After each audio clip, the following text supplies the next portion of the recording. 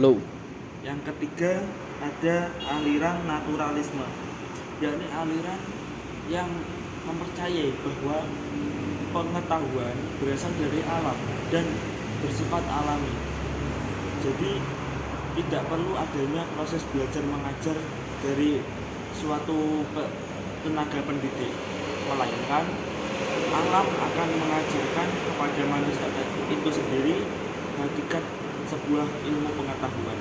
Yang terakhir ada aliran konvergensi.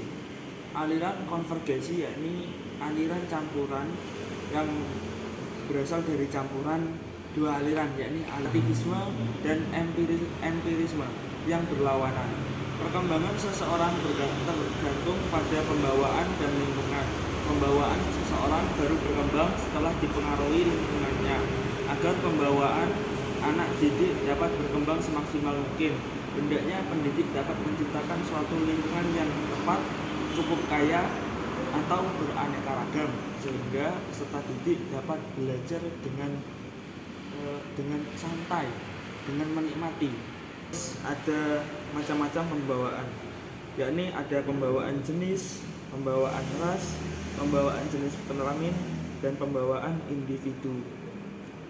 Yang pertama pembawaan jenis, yakni pembawaan yang didasarkan pada jenis makhluk itu sendiri, seperti manusia, hewan, tumbuhan, dan lain-lain. Benda mati juga termasuk. Lalu ada pembawaan ras. Pembawaan ras didasarkan pada jenis ras atau kelompok dari manusia itu tersendiri. Misal ada ras kulit putih, ras kulit hitam, ras mongoloid, dan ras negroid, seperti itu. Lalu ada pembawaan jenis kelamin. Pembawaan jenis kelamin didasarkan pada alat vital kelamin tersebut. Misal pembawaan jenis kelamin laki-laki dan pembawaan jenis kelamin perempuan. Yang terakhir ada pembawaan individual. Pembawaan individual ini terletak pada ciri khas tersendiri yang melekat pada individu sendiri, sehingga tidak dapat pembawaan jenis ini cukup langka karena hanya satu orang saja yang bisa memiliki pembawaan jenis ini. Lalu ada prinsip, yakni ada prinsip reproduksi, prinsip konformitas, prinsip variasi, prinsip regresi filial, dan prinsip jenis menyilang. Pertama, prinsip reproduksi. Prinsip reproduksi menyatakan bahwa hereditas berlangsung dengan perantaraan sel-sel B, bukan melalui sel-sel somatik atau badani. Artinya, sifat-sifat yang diperoleh oleh orang tua, norma-norma orang tua sebagai hasil belajar mereka, atau pengalaman-pengalaman lainnya tidak dapat diturunkan kepada anak atau tidak dapat mempengaruhi keadaan sel benih. Low. Prinsip konformitas, yakni prinsip yang menyatakan bahwa setiap spesies akan menurunkan jenis spesiesnya sendiri, atau setiap golongan makhluk akan menurunkan makhluk itu sendiri.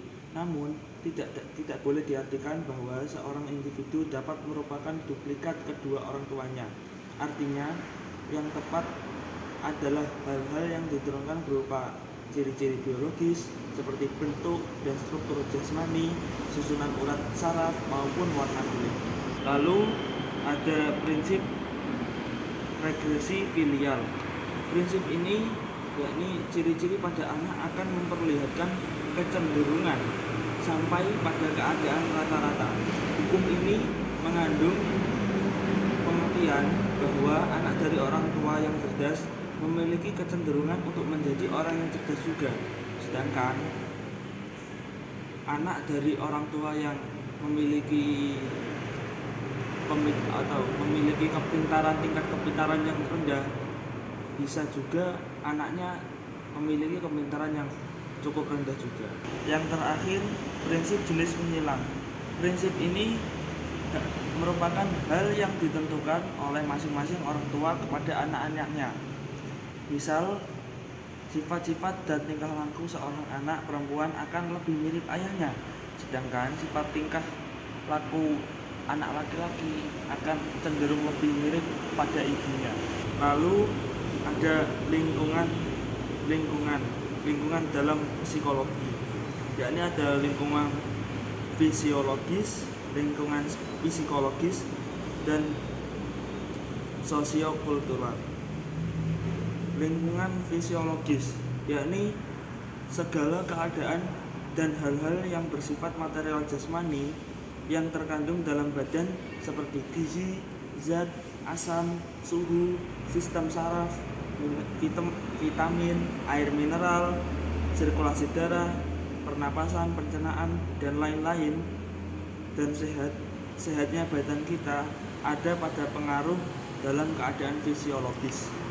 Yang kedua, ada lingkungan psikologis, sesuatu yang diterima oleh akal, oleh insan sejak dini, sejak dalam kandungan, yang berupa sekumpulan stimulasi, kelahiran, proses kehidupan, hingga akhirnya tercakup dalam keadaan psikologis. Yang terakhir ada lingkungan sosiokultural. Lingkungan ini yakni lingkungan yang terkena berbagai dorongan untuk berinteraksi dan kondisi eksternal atau yang dipengaruhi oleh lingkaran pertemanan berupa reaksi perlakuan, tingkah laku, pengaruh dari orang lain yang tercakup dalam lingkungan sosiokultural. Mungkin ini saja yang bisa saya sampaikan dalam bab pembawaan, keturunan, dan lingkungan dalam psikologi pendidikan Islam. Apabila ada salah dan kurangnya, mohon dimaafkan. Dari saya ada pantun. Tanggal 2 Mei Hari Pendidikan, hari lahir Ki Hajar Dewantara. Jika orang tidak berpendidikan, maka hidup akan sengsara. Dari saya, wassalamualaikum warahmatullahi wabarakatuh.